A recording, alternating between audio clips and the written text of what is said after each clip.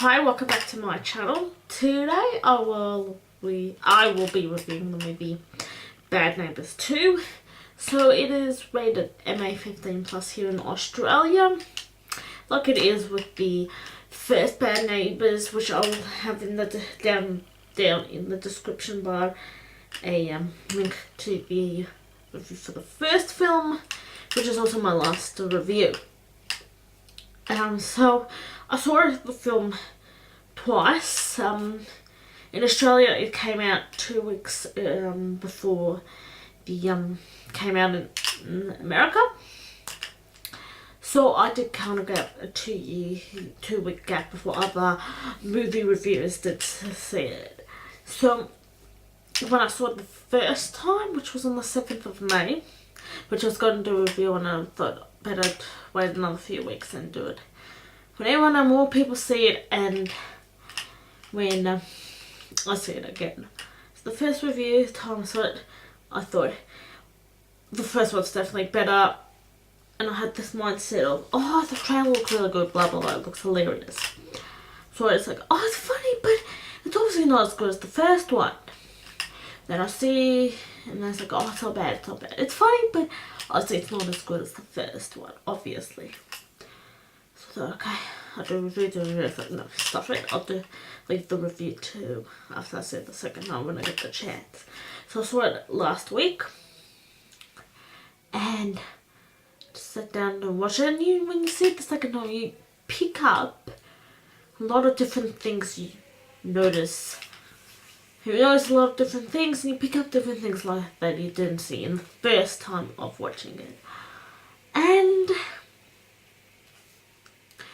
to be honest, it was actually funnier, and there's a few jokes that I noticed that I didn't notice in the second film than in the first. That I noticed in the second viewing that I didn't notice that I saw in the second view. In the first view, I mean. But I have to admit, there are some jokes that could offend people.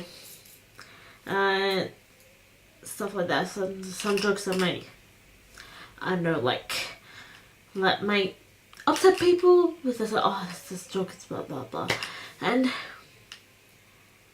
what I think, and it's actually, I have this, and a lot of people know about this rule. People have this assumption that sequels are not as good as the first film. And to be honest, generally I go in and say, oh, it's probably not as good as the first film. I know, like I said when I saw Pitch Perfect 2, when I mentioned in My Big Fat Greek Wedding 2, they weren't up to the standard I had, and they're not up to the standard of the first film. But this film had a different expectation.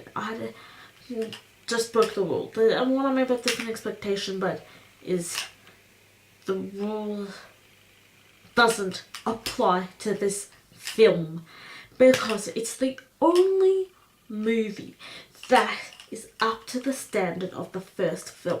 Just as good as the first film. Not as funny as the first film. But I could tell you that it's at the same standard. As I was saying, this movie, the rule of sequels are not that good, blah blah blah, doesn't apply to this film at all. Like, at all. It's, and as I said a minute ago, it's not as funny as the first one, doesn't have as much, but it's just as good, just as enjoyable. It's funny a lot. This, what I've noticed in the film is, obviously Zac Efron's not as much shirtless as in the first film, I could tell you that. But he's shirtless, I could tell you that.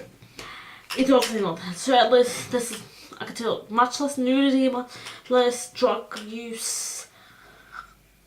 They've toned down the nudity and the drug use. They use drugs, but not as much as the first one.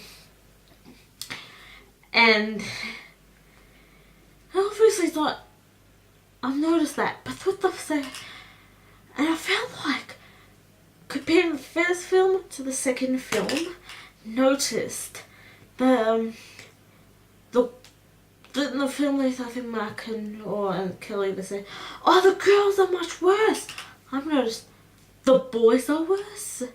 Noticed the boys are much worse than the girls. I'm a female and I'm probably biased.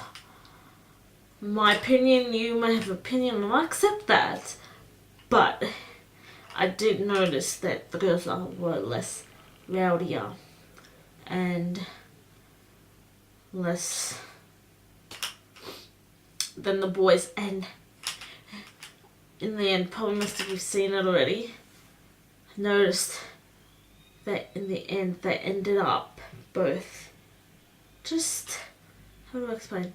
They ended up getting along in the second film, the girls and the Radners, as opposed to the guys where you've seen the end of the first film, Teddy getting arrested and ends up getting a criminal record, which we then find out in this film.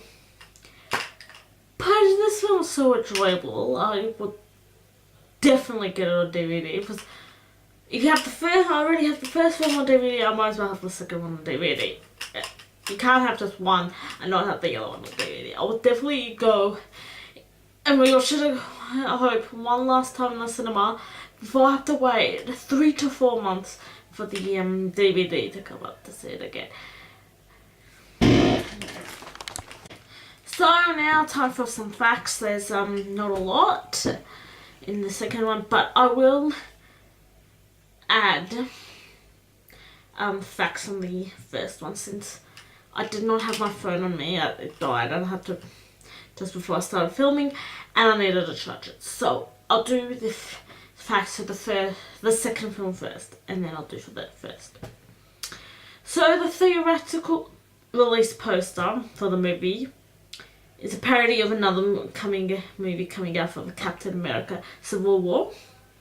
This is Seth Rogen's first live action sequel. Lena Dunham?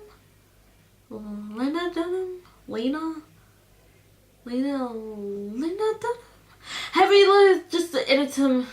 Just if I'm saying it incorrectly, just let me know in the comments down below. Had filmed a cameo as Jenna d'Arc, a Roman Catholic saint, but it was cut from the final film. This is the third film Rose Byrne and Seth Rogen have worked together. First it was in the first Bad Neighbours, then it was in The Something, and now in Bad Neighbours 2. So Rose Byrne was actually pregnant with her son Rocco at the time. Chloe Grace Moretz announced via Twitter that she was going to be in the film. So this is the third time the director Nicola Stoller worked with Rose Byrne. So it was obviously Bad Neighbours 2, and Get Him to the Greek. But that's not in order. So the opening scene we see is it mirrors the opening scene of the first film, which I did notice in the first time I saw it that was the case. So okay, where am I now? Okay. So this is the third time that Zac Efron and Dave Franco worked together. So first was in Charlie St. Cloud and Bad Neighbours 2, and now in Bad Neighbours and then Bad Neighbours 2.